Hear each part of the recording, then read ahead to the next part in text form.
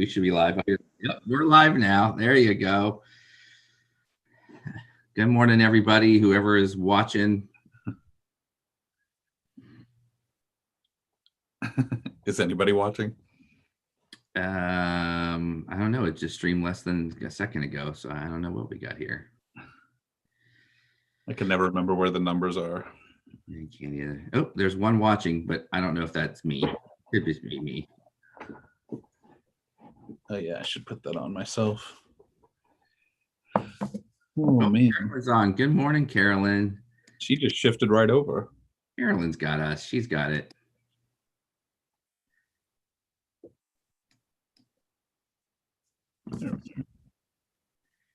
Good morning, everybody. Happy rainy Wednesday in Ohio.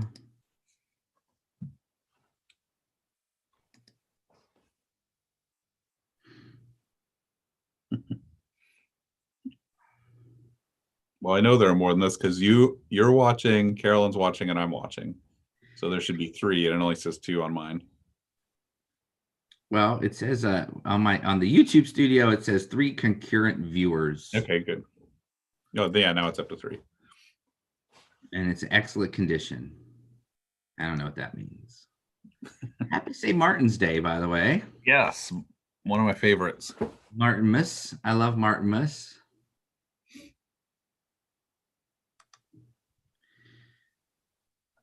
Martinmas is the beginning of Advent.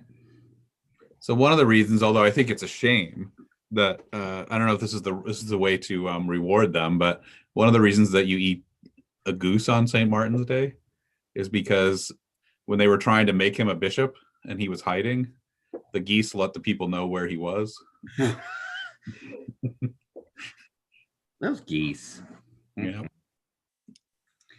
Were they Canadian geese? Probably not, because I think it was in France. I think Canadian people are so nice because all of the hatred and stuff went into the geese.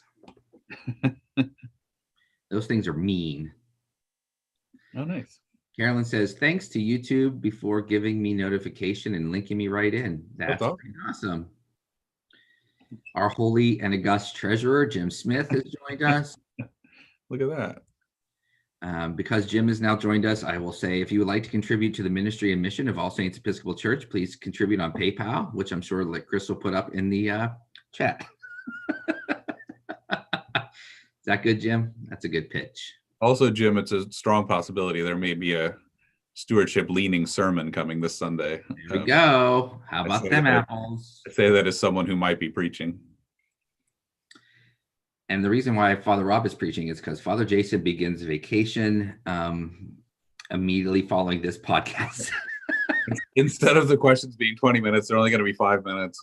So he can get out. They're 20 seconds and 20 seconds each.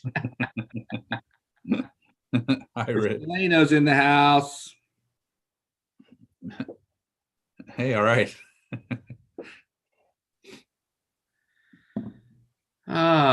Good morning, Rich. Jim gives a big thumbs up. Look at that. Chris put that link on there. For all those who are interested to contribute to the mission and ministry of All Saints Episcopal Church, to support the gospel of Jesus Christ and the kingdom of God, please donate funds through our PayPal button that Chris has so kindly placed up in your live chat. How about that, Jim? Should make you happy. Good morning, everybody. Happy Wednesday. We're all running on fumes this week. I feel like, well, at least I am. When are you getting on your plane? I'm not getting on any plane. I'm gonna get out of here. Yeah, even on a jet plane. Carolyn. No, Carolyn is correct. During this vacation, the Christmas Palace at Father Jason's house will be up and running. It's really just going to be kind of a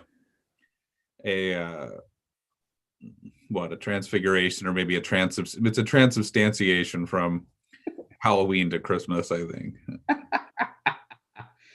Just, I gotta listen, and as I always like to say, I gotta get this place ready, because once Thanksgiving comes, forget it. There's no time for clergy to do anything till we get through Christmas. So Might as well take care of it now. I Hey, know. whatever, I know the Advent police come yell at me, but it is what it is. I think during COVID years, you can Advent time is kind of strange. Like Father Kevin is saying good morning. Oh, there he is. What's up, Father Kevin?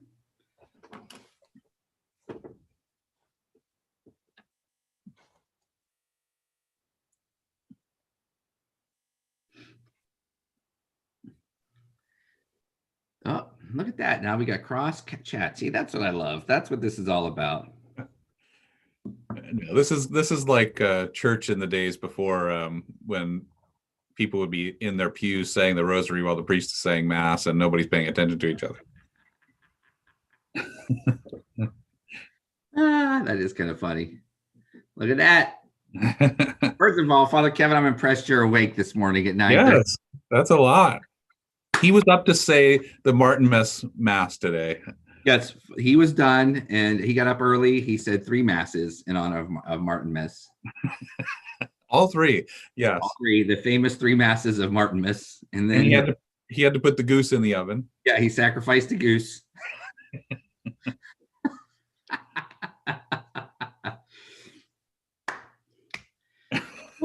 Like seminary classes. Yeah, there you go.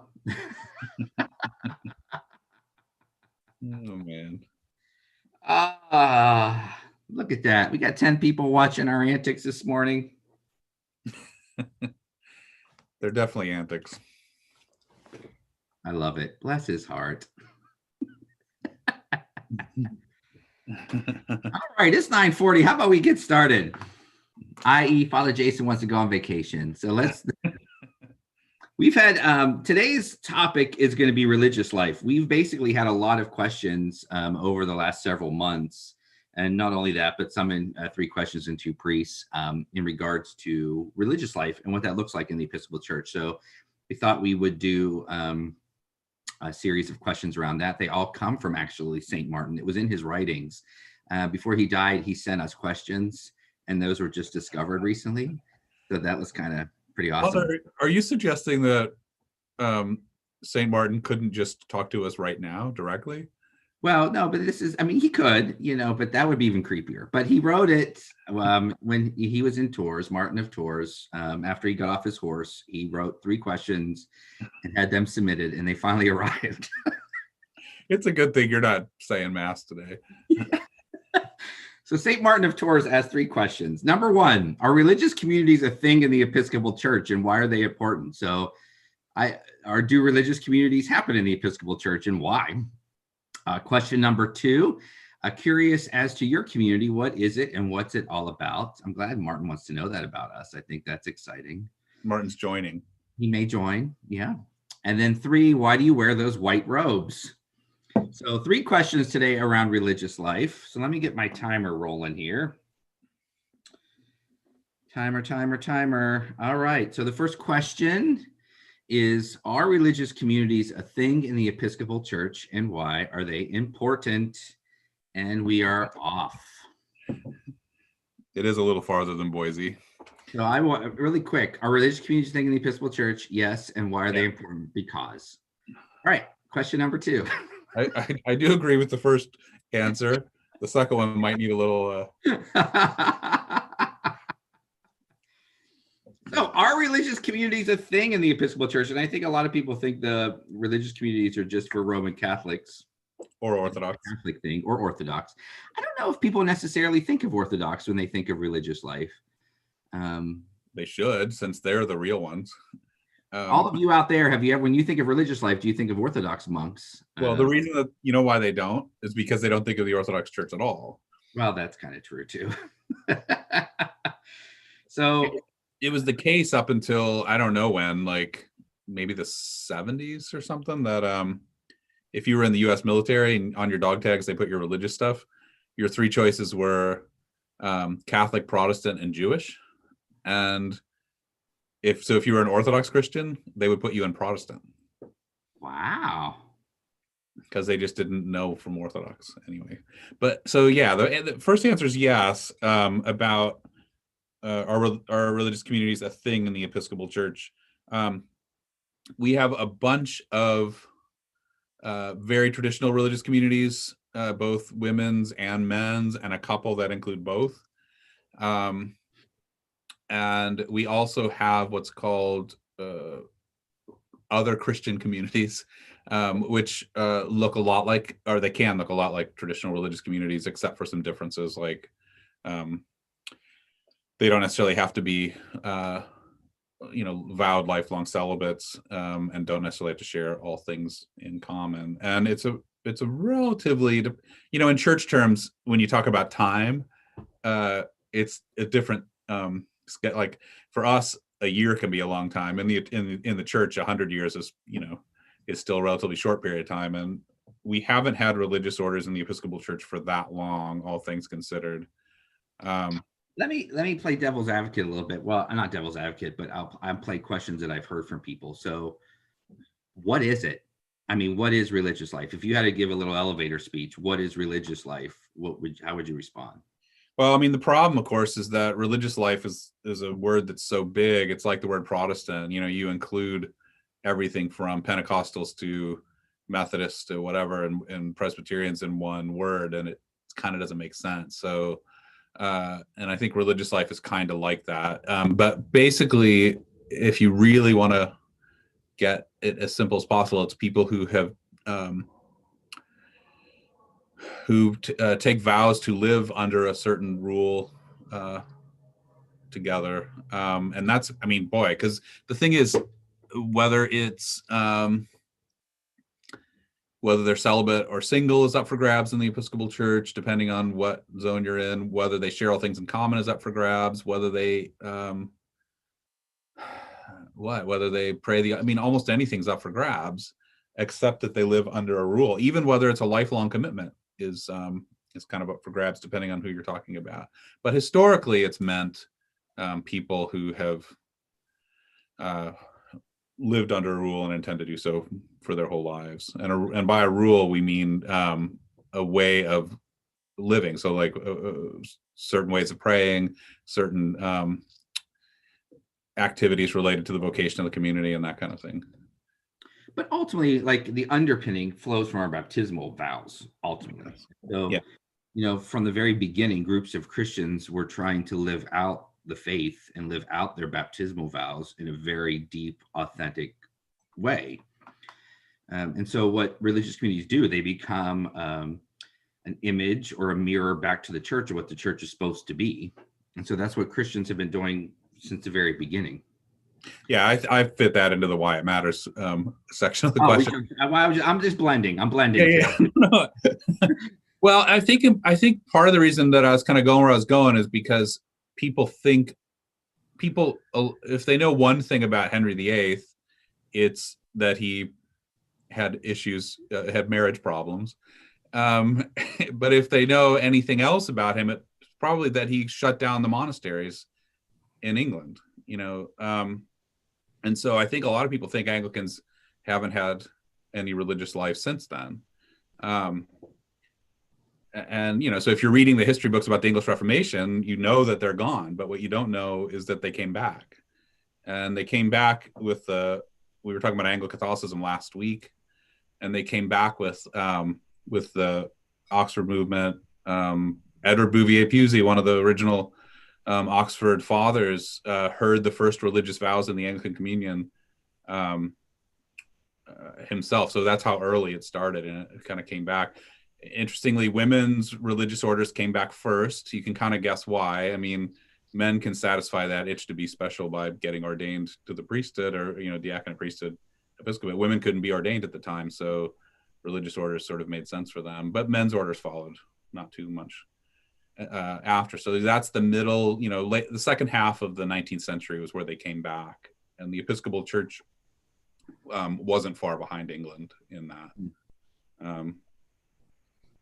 And I don't know how many. I mean, I printed up the list of how many we have. If you Google religious orders and faith communities in the Episcopal Church, you can get a whole list of them. 1, 2, 3, 4, 5, 6, 7, 8, 9, 10, 11, 12, 13 women's religious orders in the Episcopal Church. 1, 2, 3, 4, 5 men's orders, and then 2 communities of both. And that's not that's, I don't know if you want to talk about the difference between religious orders and Christian communities. Well, I want to get there. I just want to help people with the foundation of why is this important in the first place? Why are people doing this? I think that's the kind of, and by the way, since you're all watching and following along, if you have questions in regards to this topic, please fire them out so they can help guide our combo. I don't want to ask for you, but what's the why is it a big deal anyways? I mean, aren't these people kind of a cult? I hear that a lot. What's the whole point? What's the whole point? What's funny is if you spent any time, I mean, so part of what we haven't talked about is that religious life comes in a lot of different flavors, and I lean very much into the more monastic versions of it. I'm much less interested in the mendicant orders or whatever. I'm interested in people who actually live in a monastery together, and that's the point of it. And so when I'm answering a question like that, I have that in mind. And part of me says, if you go spend a few days in a monastery, you'll know why they exist, because you'll never want to leave, or you'll at least be grateful that they exist. My sense is, and this is, I'm going to try to keep this from being too complicated. Those kinds of religious orders, those kinds of monastic orders, keep alive the Acts 2 and 4 version of the church, and they keep alive a church that takes seriously the Sermon on the Mount and the Sermon on the Plain. So when the wider church started to get start to feel safer, start to get more accepted in the Roman Empire, and things started to relax, and there was less persecution.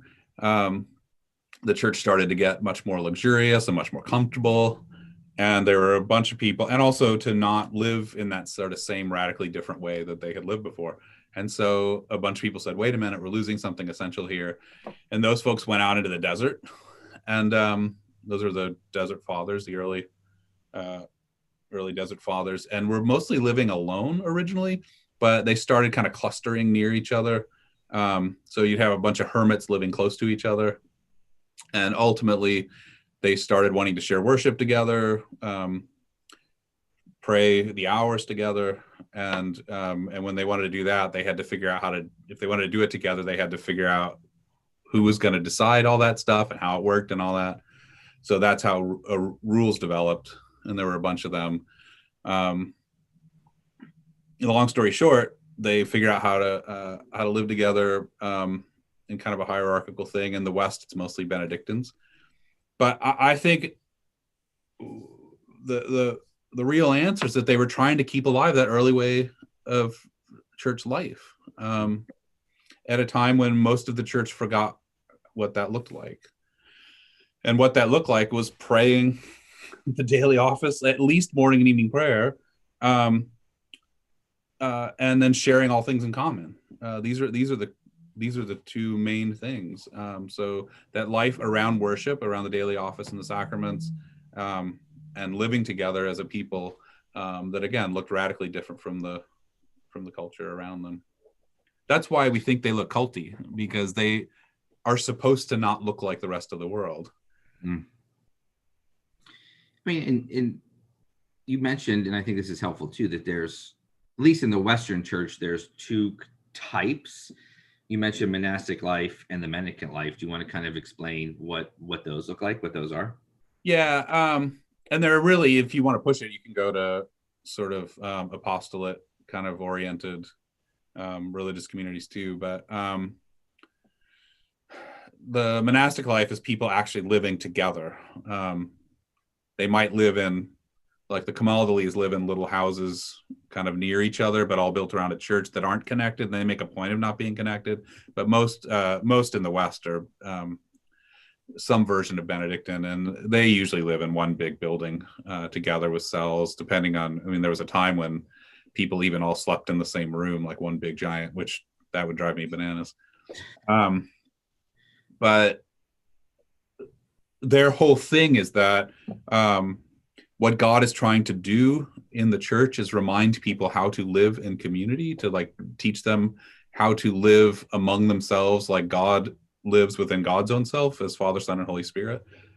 Jesus, remember that prayer that Jesus said near the end of his life in John? He wanted us to be one as Jesus and the Father were one. So part of what monastic life is how do we begin to live as one as Jesus and the Father are one in the power of the Spirit. So you do that by doing it, failing, asking for forgiveness, doing it again, and keep going. And you learn how to do it. So their whole thing is that the way they become holy is to live together.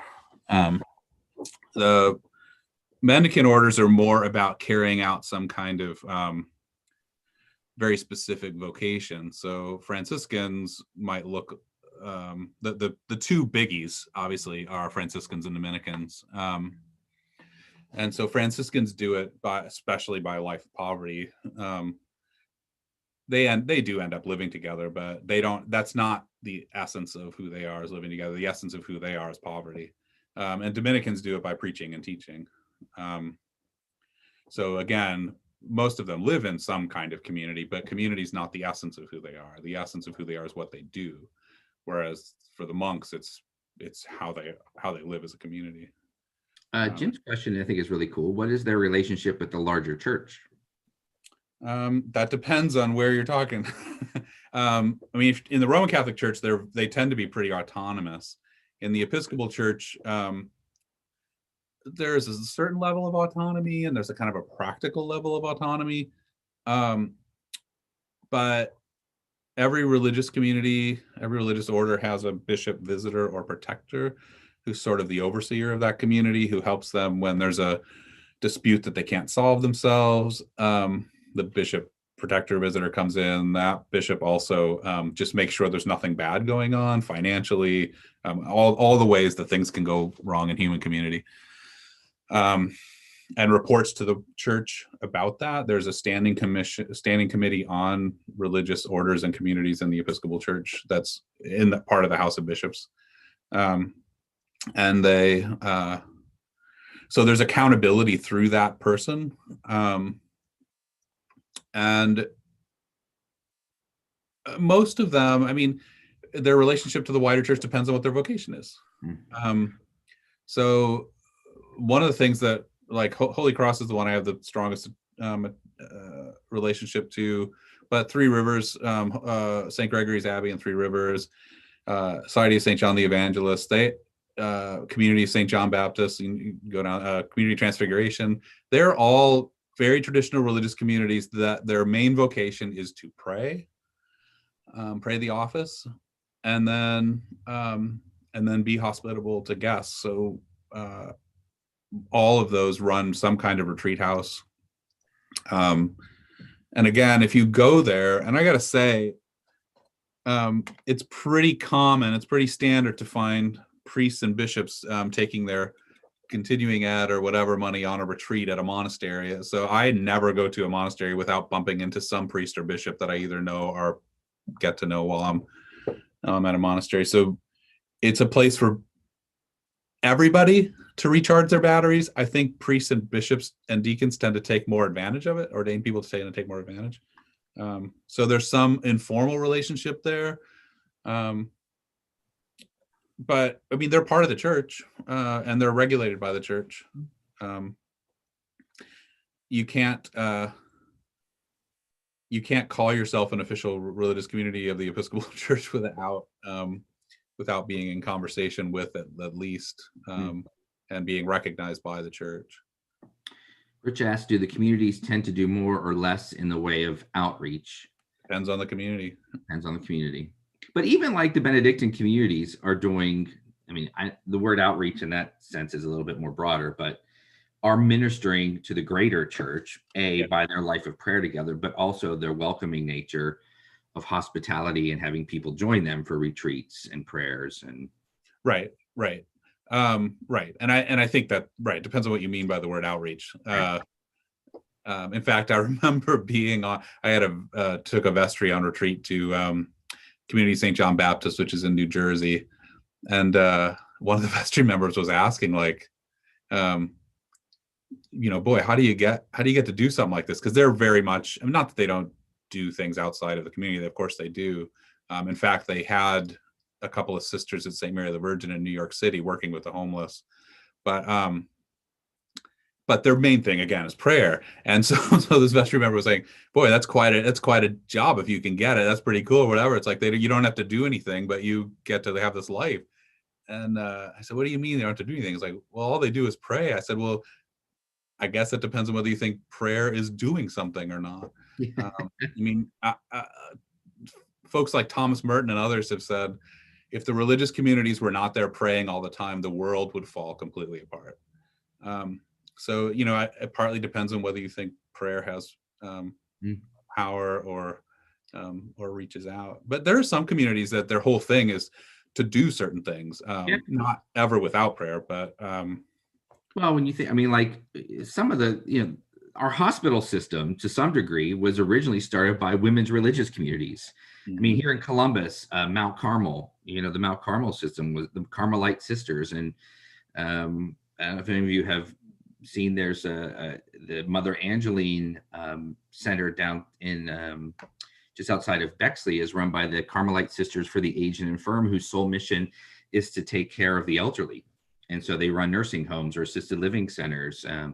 So there are specific communities that their ministry is, you say, outreach in that sense. And think of Mother Teresa's community, the Sisters of Charity, who are literally holding dying homeless people and tending homeless people in the streets of Calcutta. And so there are specific communities that are doing specific ministry. And then there's other religious communities. So all religious communities are doing some form of ministry to the world and to the church. But each one has a different charism and vision on how they're living that out. Right. Because every Christian does ministry. Mm-hmm. And as you pointed out, one of the things that you see if you look at the, what the liturgies are for bringing in a novice and for first vows and for solemn vows in a community, they just look like baptism kind of amped up, with certain things emphasized, but they make a big deal out of dying and being raised to new life. So, as you said, I think of religious communities as being icons for the whole church. They're not a different species. They're Christians who are emphasizing certain aspects of the church that the church has a tendency to fall away from and needs to be reminded of. Right. So absolutely. Even so I think of Order of the Holy Cross again is one that I know best, and James Otis Sargent Huntington, whose feast day is November 25th. Look forward to marking that and celebrating that. He was a major.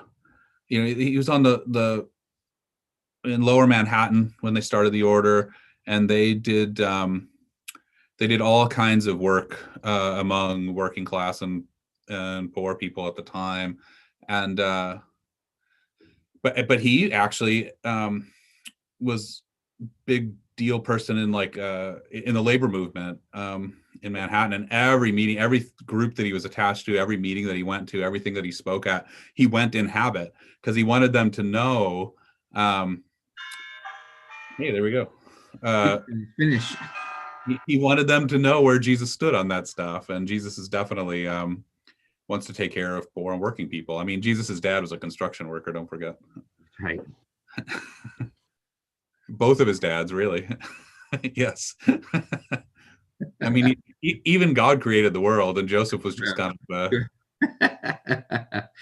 Well, let's move on to question 2. Is specifically for you and I, as curious as about the community of Mary, Mother of the Redeemer. So, what is it, and what is it all about? Do you want to talk about it first?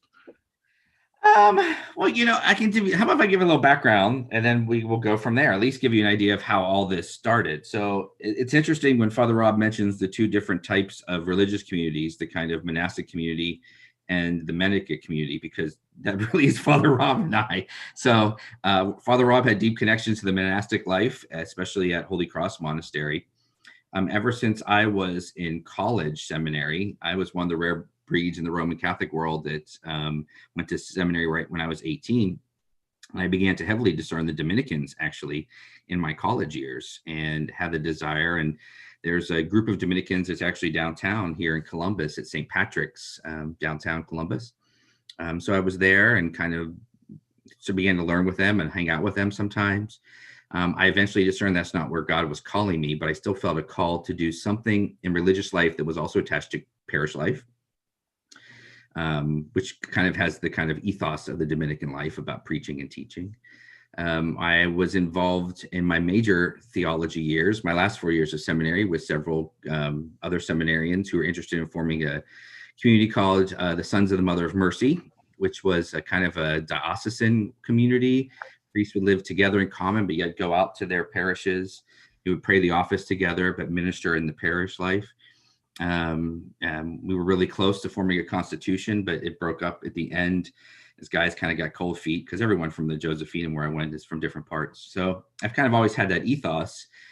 Father Rob and I became friends because we both were appointed to the Commission on Ministry for the Diocese of Southern Ohio. And one night at dinner, we began to have this conversation about how we both felt tugs to religious life, but also to something new. And then I remember Rob said, I think the Holy Spirit is doing something here. Would you want to pray about this further? And I said, yes. And so then Father Rob and Sister Debbie and I began a period of time where we began to pray and discern as to what God was doing. And this new thing that we believe that God is birthing. And that's kind of how the community of Mary, Mother of the Redeemer started to come about. Yes. So, well, do you want me to? I'm looking at our Constitution. That's why you saw my email around here. I'll hand you the football. So, this is Article 2 of our purpose of the in our Constitution, and it says the community of Mary, Mother of the Redeemer is a Christian community of the Episcopal Church. This is a society of Christians ordained and lay, married, single, and celibate, of all genders and all orientations, in communion with the See of Canterbury. That's always in there, by the way. Who voluntarily commit ourselves for life in obedience to our rule and Constitution. Led by the Holy Spirit under the guidance of our patron, the Blessed Virgin Mary, Mother of our Redeemer. We hold as our charism the renewal of the Church as the body of Christ, redeeming God's creation from sin and death in all their forms. We do this primarily through devotion and care for the sacred liturgy and other traditions of the Church, stewardship and spiritual care of the totality of creation, i.e. people and land redeemed by Christ the King from sin and death. And 3 is formation of the whole person, our community, then the Church, called to proclaim in the power of the Holy Spirit and word, deed, and our shared life, Christ's redemption to the glory of God the Father. So, Rich, as you kind of mentioned, and we're talking about what do communities do, and specifically, those are sometimes referred to as charisms. So, what is the particular charism of the community? And as you just heard Father Rob mention, we have 3. And so, one is the care and tending of the sacred liturgy. So that's where the New Albany Breviary has come from, and our devotion to liturgy has come from. 2 is create the totality of creation. So definitely a charism around creation care.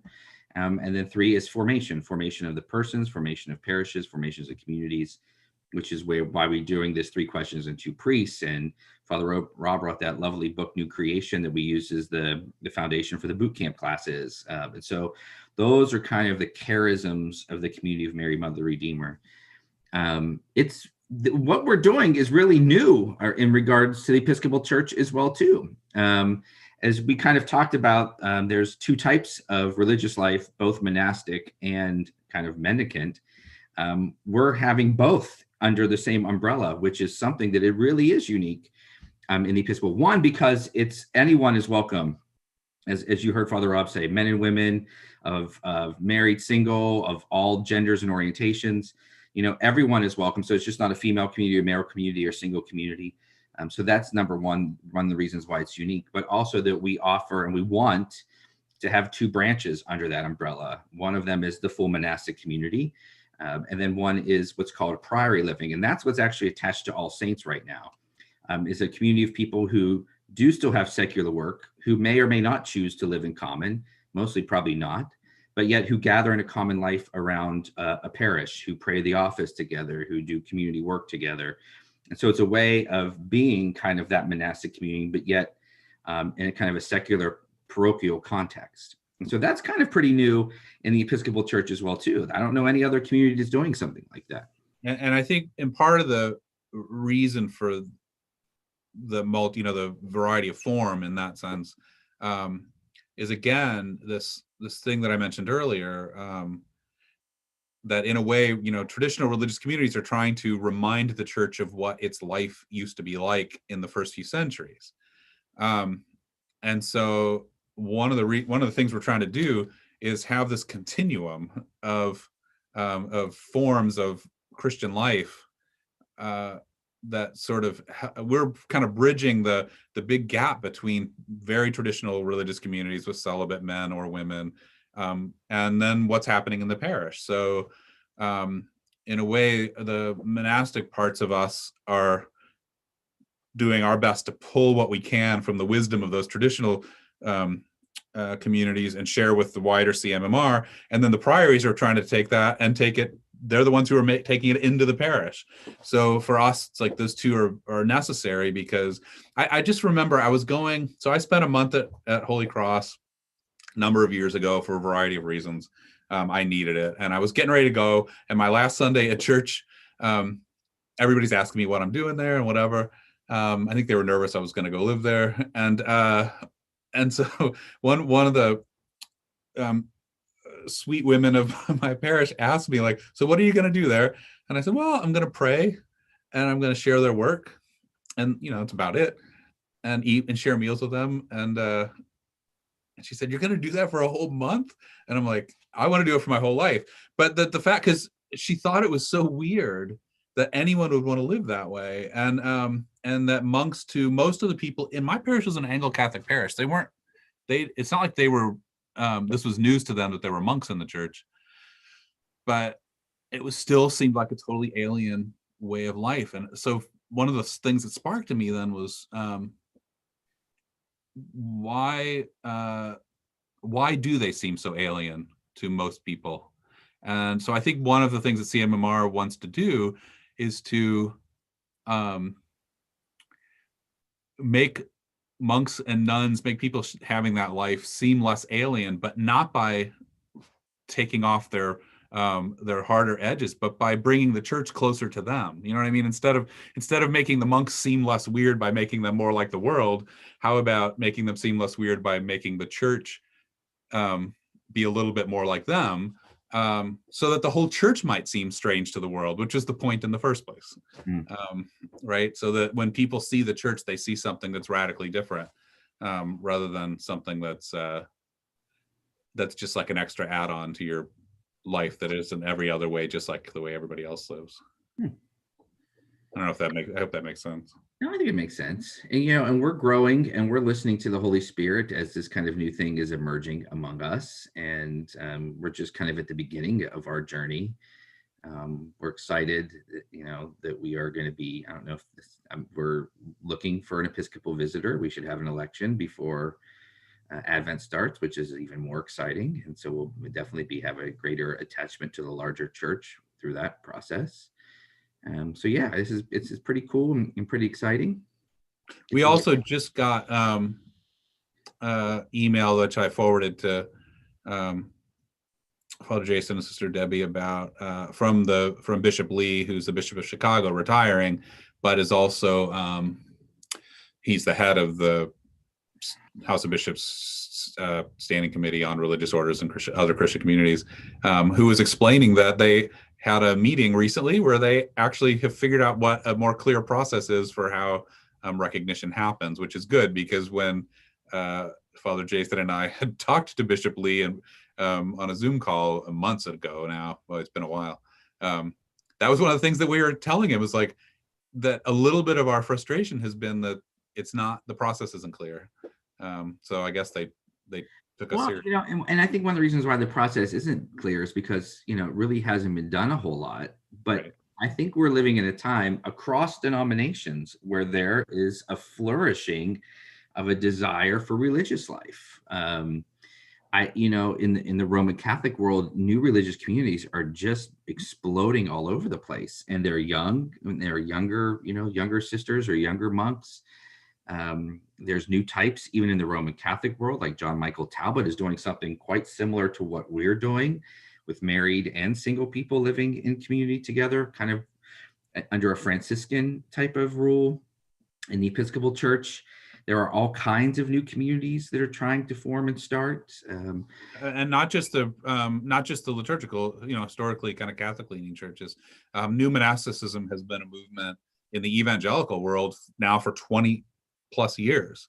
So that's Shane Claiborne, Jonathan Wilson Hartgrove, those kind of folks. And they actually are not denominationally organized. So they, you could have an Episcopalian, a Methodist, a Baptist, all in the same community, because they go to church on Sunday where they go to church. And one of their things is submission to the wider church. And so whatever form that is, but they spend the week together. And I think that's been really helpful, because I think one of the reasons those explosions are happening, and they are, I mean, Lutherans, Presbyterians, Baptists, all having religious communities of some kind. I mean, it's pretty amazing. And they tend to be very young, which is why I think connecting them to traditional communities that have all this, 1,500 years of wisdom is a good thing. Mm-hmm. But I think that part of what's going on is that a lot of younger people know that this sort of fragmented way that we live, the super isolated way that we live, is not healthy. It's not the way humans are meant to live. And so this idea of living in community is very attractive to people, like having this sort of closer connection. And also, I think there's a sense of, if we're going to church on Sunday, it should have some impact on our whole lives, right? The church isn't about Sunday morning. And one of the mistakes that the Episcopal Church tends to make, and it's not different from any other church in this, is we want to fix things by figuring out how to get people there on Sunday morning. So we want to change the liturgy around, or do we want to have more programs that happen on Sunday morning? And when I talk, I mean, St. Paul's, where I came from in Seattle, was loaded up with young people, and very skewed, very young demographically from most Episcopal churches. And in part, it's just because there was a richness of the prayer life. I mean, you couldn't believe how many young people came to the daily office, for example, at St. Paul's. But what they're wanting is something, they want to see that what happens on Sunday morning matters in every other part of their lives. And that's what I was hearing from when I've been talking to people in their 20s. And in their 20s, I mean, in the Episcopal Church, we usually say young people or people in their 40s.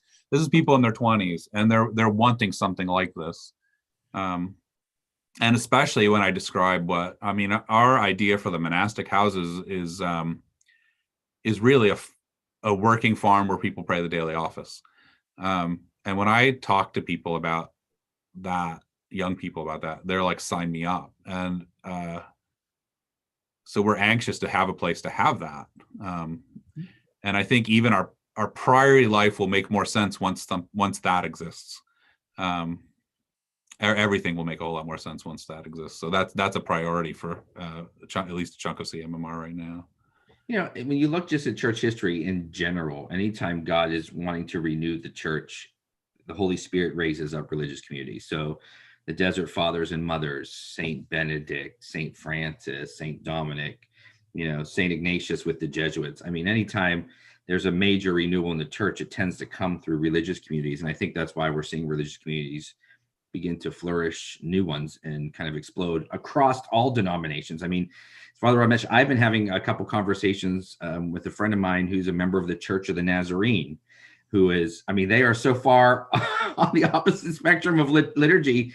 But there's a desire for a group of them who are forming a religious community. And so it's quite interesting to see how this is happening across the church in general. Very much. Which is an exciting sign. It's an exciting sign. Well, and I would even make the case, there are pros and cons, but even the Reformations themselves were ways to, I mean, that's where people really started it's among the places where people really started talking about, you're making your whole life a sacred life, and not just for people in monasteries, but for everybody. I mean, one of the things that the English Reformation was talking about was that there's no vicarious holiness. So instead of having monks out there doing this for you, you should be doing it. And that this kind of life of regular prayer shouldn't just be for a few people, but should be for the whole church. That at the best, I mean, I have my issues with the Reformations, but at their best, that's what they're saying. And you even see, like, in the Anabaptists are essentially just a whole community of monks. I mean, right? So the Amish, the Bruderhof, all these folks, they're all living that monastic life. They just are married and have children, but in every other aspect, they're living that life. I always said, if there were Anabaptists, if there were sacramental Mennonites, that's what I'd be. Because I think that they're getting something right. They are trying desperately to live, and in many cases succeeding very well, to live again like the church in Acts 2 and 4 lived, which, if you look at it, it's a pretty radical way of life.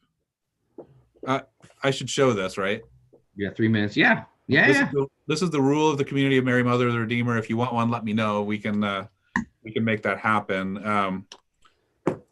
You can also, if you go to our website, you can get a PDF copy for free if you want to read it and see what we're about. And our website actually has a lot of pretty good information on it. I think the front page needs another update. It's been we've been responding to a lot of things back and forth, and I don't know when the last time we put something up there was.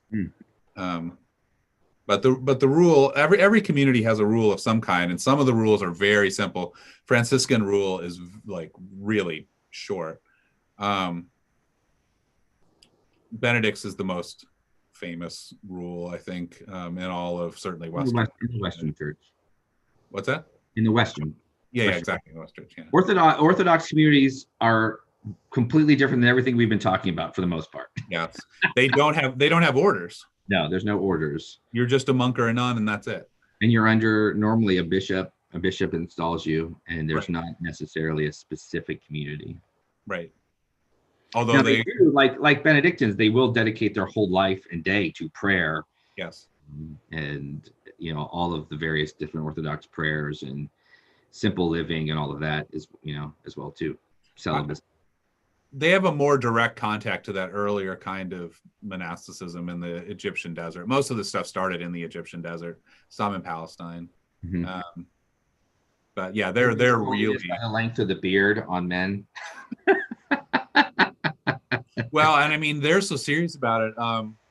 And they do have, again, both monks and nuns, but like, I think of something like Mount Athos, which is essentially its own, it's a city, an island of monks, right? It's like everybody who lives there is a monk. There are a few people who are kind of workers, I guess.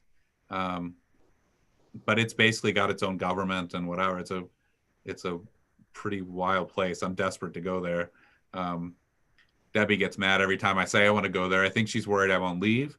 I think their life's probably way too hard for somebody like me. I think I'm too soft for that life, but we'll let this bleed over into the other question because we only got like 40 some seconds. But Rich says, does CMMR have a plan for obtaining a working farm?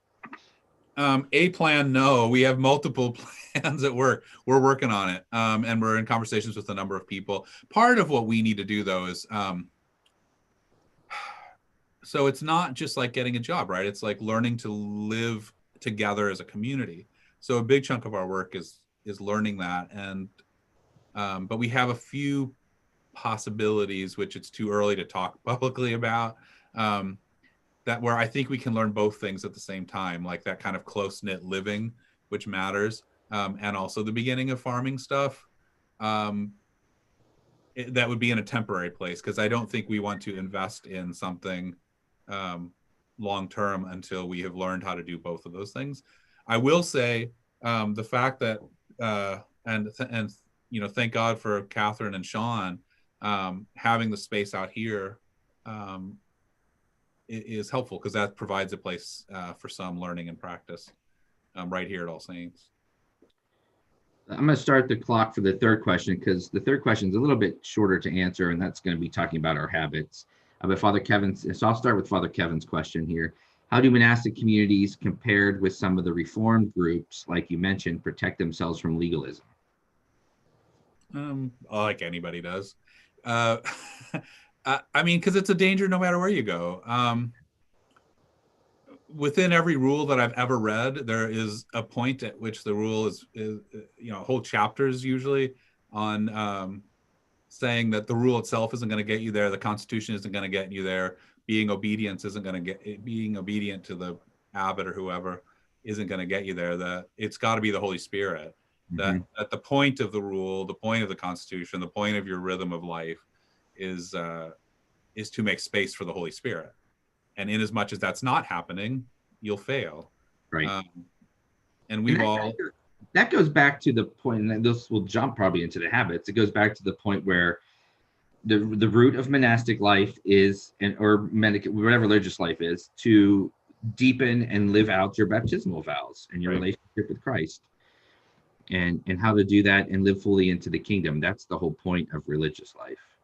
I will say that my experience with religious and monks in particular, because that's who I have the most experience with, is I have never seen that become a problem, and certainly not to the level I see it become a problem in the average Christian's life. I mean, one of the things that you see when you read the Desert Fathers, or when you talk to living monks today, is occasionally you get one who's a big jerk and wants to wag fingers at people or whatever. But my experience with monks has been that they've been the most forgiving, the most apt, because the big point of religious life is that you're deep in prayer, right? So one of the things that happens if you're actually deep in prayer is that you become very, very aware of your own sinfulness. And if that doesn't make you forgiving and empathetic to the person who's sitting next to you, I don't know what does. I mean, you don't have to be told, unless you're a sociopath.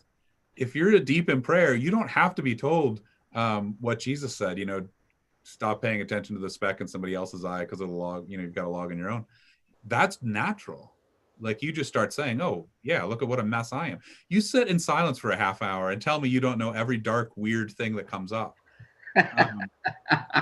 And then plus you've got spiritual directors, and most religious communities I know have group spiritual directors, group therapists to help them as a group, and then they have their own spiritual directors, usually outside of the community. So there are a lot of things going on to work your religious life, which I wish we had access to in a parish. Wouldn't it be cool to have a parish spiritual director, or a team of them or something? Yeah, it's cool. Getting back to question 3. So why do we wear those white robes, and what does this mean, and why do we even wear it? Can I say my first reaction when I hear the word robe? Yeah. I don't wear robes. Hugh Hefner used to wear robes. I wear either appropriate, what I might call a uniform, which would be like clericals or a cassock before I was in religious life, or a habit, and then I also wear vestments. So I don't know. The robe is not a word that I understand for church, but well, let's go back to, me, I'm dragging everything back to the baptismal stuff. So St. Paul tells us in 3rd Galatians that when we are baptized, we put on Christ. And so the old person dies, we conform ourselves to the image and likeness of Christ, we put on Christ. And symbolically, even in the early church, to show that change, the person who is baptized is clothed in a white robe. And in many parts of the church, people still do that. Still today. And the alb is the vestment for every baptized Christian. So the white alb that you'll see some of our acolytes wear on Sundays, and all of clergy wear, anyone who is baptized has the right to wear the white alb, because it's a symbol of putting on Christ and being clothed with Christ. And the clothes of the world are somewhat placed away as we place Christ on us. It's all of those priest vestments. That's kind of the root of what it's getting at, right? Is being clothed with Christ. If you go to an Ethiopian Orthodox church, No one comes to church that's not wearing white. They will wear white to every liturgy. There was a church down in Neal Avenue when I was living down there when I first moved to Columbus, and it was so cool to watch everyone walk into church with white robes. We hear about it in the book of Revelation, the crowds of white robes. These are those who have washed their robes in the blood of the Lamb. So the white vestment is a symbol of our baptism and being clothed with Christ, which is universal to every Christian. So every Christian can wear that particular vestment. I mean, I've fantasized about having a parish where you actually just had racks of them, and on your way in, you put it up. I mean, it is really about saying the standards of the world are no longer our standards, right? We have put on a new, and by the way, when you say alb, you mean that every iteration of that, which a surplice is a version of alb, a cotta is a version of alb. Yep. So like even our choir, they wear a cassock underneath, which is actually supposed to be street clothes. That's how you think of it. Cassock's not really a vestment, but the cotta or surplice that they put over it, that's just a version of an alb. So it really is, every minister is wearing it, and there's a sense in which every Christian who comes into the church to worship is a minister and ministering in that. There is no audience in church. The congregation gathers as one body to worship. So it would be kind of cool, and it might be really clear if people actually if everybody put on an alb when they came into church. Right. So go ahead. I just put the passage from Revelation on there too. Revelation 7:9. After this I looked, and there was a great multitude that no one could count, standing before the throne and before the Lamb, robed in white. So that kind of is the reason behind religious communities donning a different type of garb. I just want everyone to understand that kind of the foundation. Right.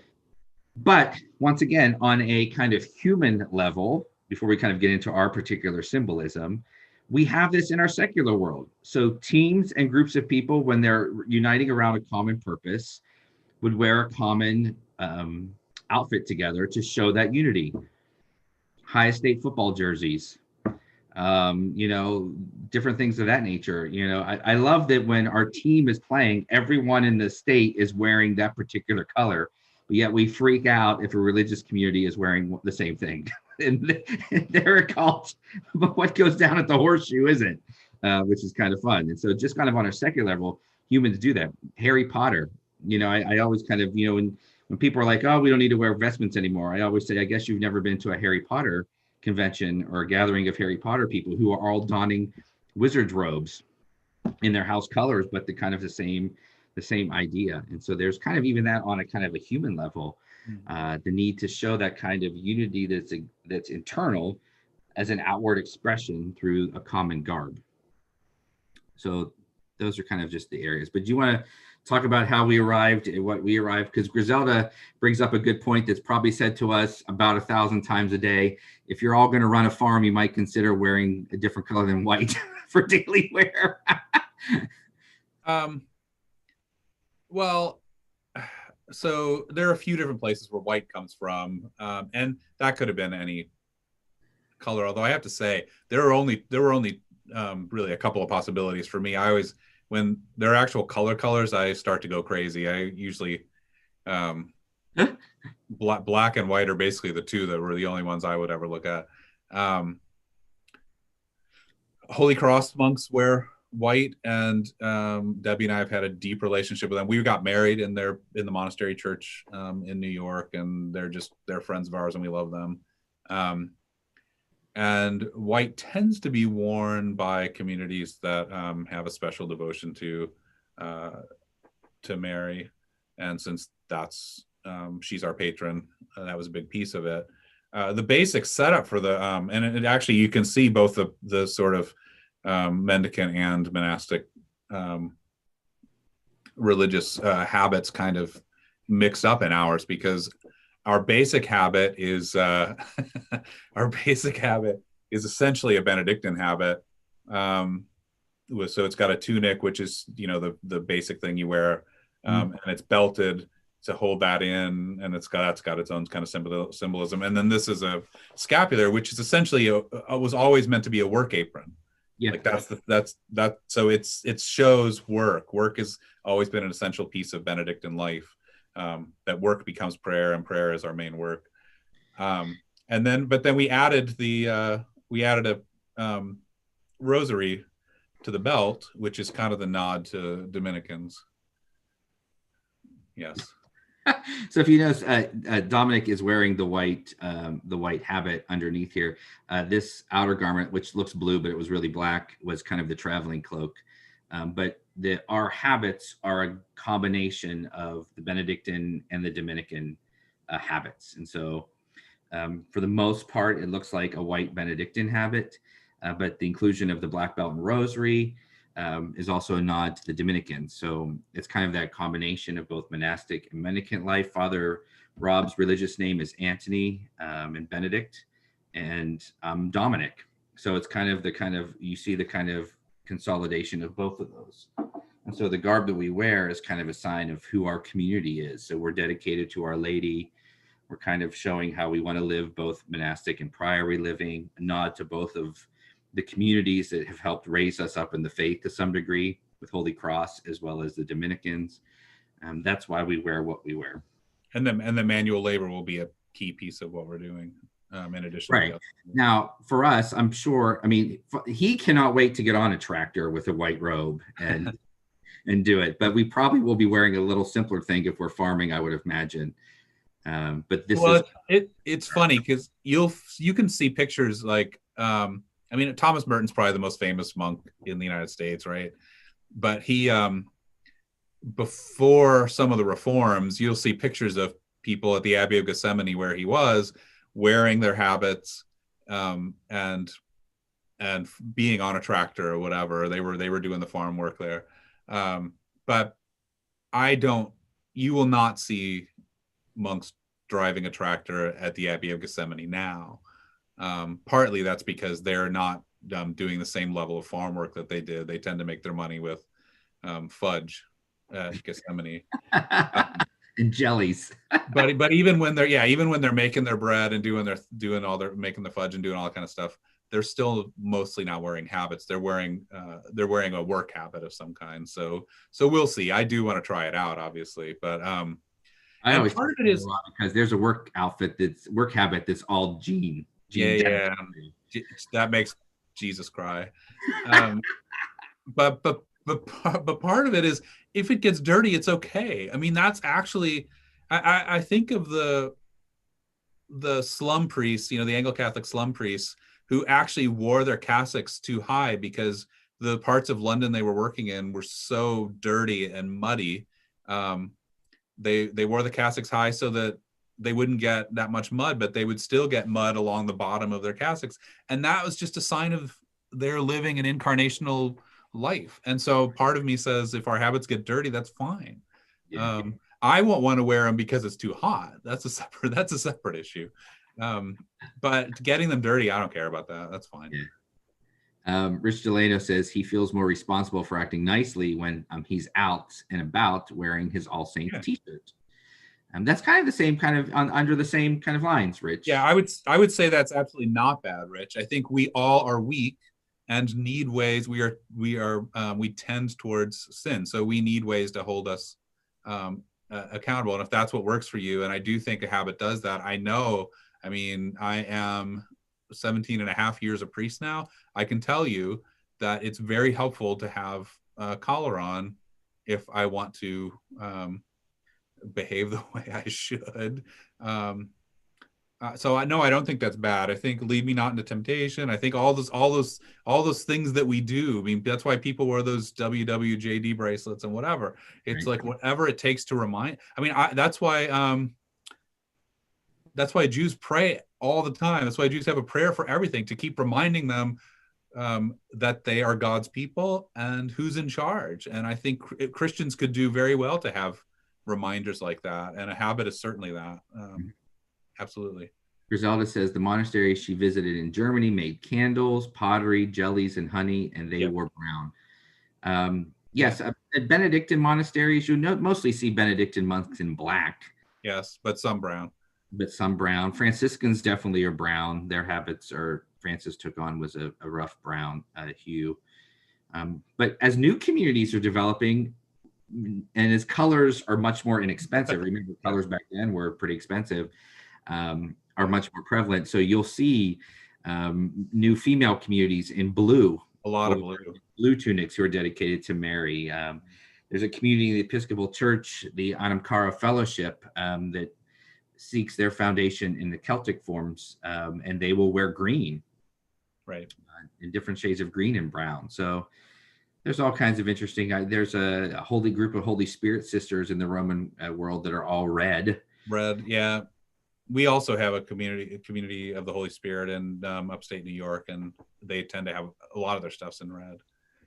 Some of the Passionist sisters, their scapulars are red because they tend to focus on the Passion of Christ. So there's all kinds of different colors. But as Father Rob mentioned, communities that have a special devotion to Our Lady tend to wear white. So that's one of the reasons. I mean, Father Rob and Sister Debbie and I decided really early on that the community would be dedicated to Our Lady. I don't even think we decided. I mean, I think that was just assumed. And then I remember we were just kind of popping around different titles. And I remember Father Rob said he wanted to make sure we get a title that showed that kind of breaking from empire and, some connection to Christ's redeeming work.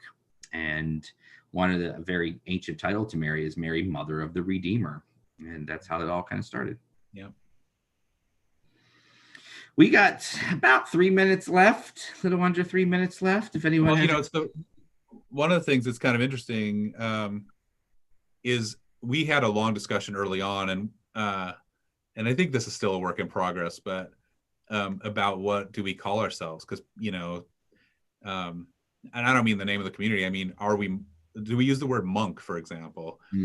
And so again, historically, like folks who live in community and that they're centered on community, that they tend to be called monks in the Western Church.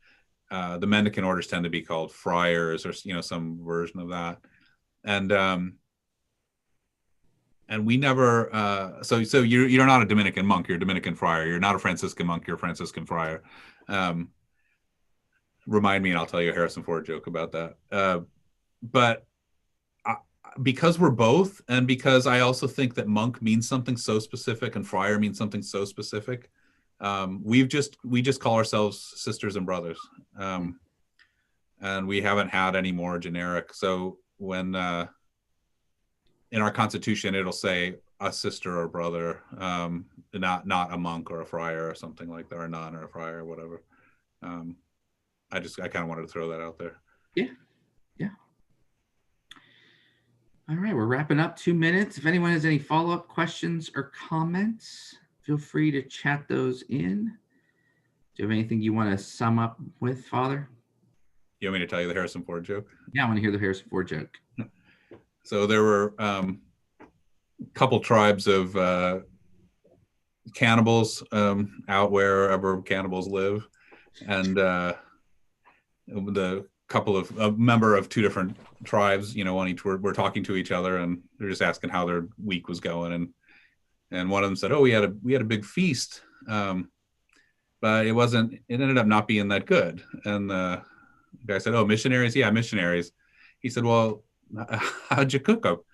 "Oh, we did the usual. We just put them in the pot and boiled them." He said, "And they weren't that good." "No, they didn't taste that good this time." So he said, "Well, what were they wearing?" He said, "They were wearing brown." He said, "Oh, no. You're not supposed to boil those. Those are friars." That's a terrible. Harrison Ford told that joke, though. And the fact that Harrison Ford told that, I think like on Jimmy Kimmel or one of the Jimmy Fallon, I'm like, who would understand that friar thing? It's kind of funny. I was sort of grateful. I don't even think Harrison Ford's Catholic, so I don't know where he would even get that. All right, gang, I think we're wrapping up. Just a couple of quick announcements. We are off from 3 Questions and Two Priests for actually the next 2 weeks. So there won't be an episode next week. I'm actually away on vacation, and the following week is the Wednesday before Thanksgiving. So we wanted to make sure we didn't have those two. So So we're off for 2 Wednesdays. We will resume the first Wednesday of December the 2nd, I think that is. That'll be the first Wednesday of Advent. So that'll be exciting. We'll resume 3 questions and 2 priests, maybe around some stuff around Advent, which will be fun. Please remember to submit your questions to questions@allsaintsnewalbany.org. We always like to build these things off of your questions. And so please think of questions and please submit them to questions@allsaintsnewalbany.org. But once again, we will not be here next week or the following week, but we will resume on December the 2nd to start tackling Advent questions. All right. I think that's it for today. Anything else? Nope. Happy vacation. Yeah, thank you. When I clicked end Zoom, I'm officially on vacation. Yes, and you guys can totally bother me, and if you don't know how to get a hold of me, get a hold of Chris, and she knows how to get a hold of me. But yes, come to me. Let Jason have his time off. Yes, don't bother me. Sabbath is, let me teach everybody, including the rector. Sabbath is not a recommendation. Sabbath is not a luxury. It is a commandment, and it is in the top 10. It is just as important as do not kill, do not steal, and do not commit adultery. So take your time off, Father. I will, and I will graciously do so. Well, thank you, everybody. You guys have a great Wednesday. Be not afraid. Christ is risen. We'll see you back on December the 2nd. Father Rod will be with you all tomorrow morning at 9 o'clock for morning prayer. And 6 o'clock tonight for Mass if you're interested. Martin Mass. Yeah, Martin Mass Day. Father's going to cook a goose. Yes. Bye, everybody. Bye.